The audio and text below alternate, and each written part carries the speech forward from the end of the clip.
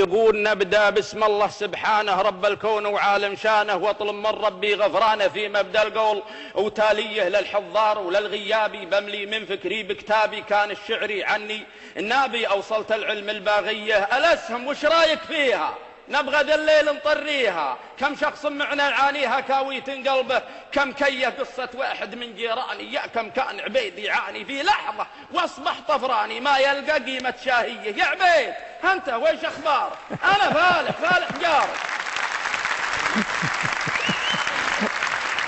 يا عبيد انت ويش اخبارك؟ انا فالح جارك. لكن روح عني فارك دون الغترة والطاقية. ثيابه فوق السرايح والغترة وعقاله طايح، ومع الشارع جاي ورايح ينظر من فوق وتحتيه.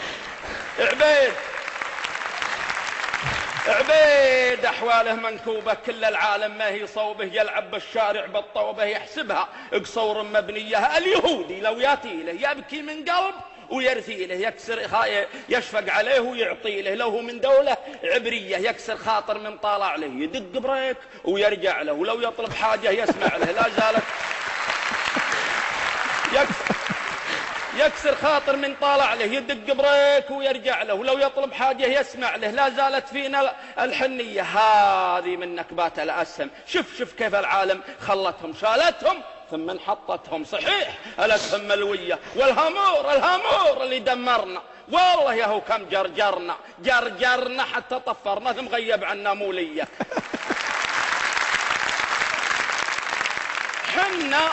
حنا كنا نسمع عنه، وحنا كنا نخشى منه، وقلنا لعله وظنه يتوخر لو عنا شوية. لكن قشطنا في غفلة، وحنا رحنا معه بحفلة، ودعوانا صارت من عفلة. يشوينا في نار حية، وأحلام كنا نحلمها جاه الهامور ودمدمها.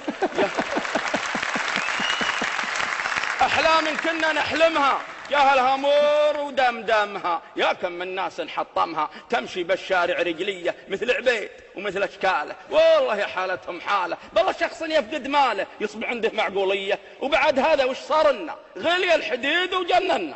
وش ينفعنا لو ونونا نصبر والعله مخفيه. غلا جاء واجتاح العالم كلا الخافي، واللي والم ما ظن نحدم منه سالم. ما خلى للعالم شيه، يا كثر معاناة الامه. لكن نام البهل القمه، سادات العرب الملتمه تحل الوضع بجديه. هذا من قول الشيباني، نظم افكاري نطق لساني من دون قصور باخواني. ولكم سلامي وتحيه.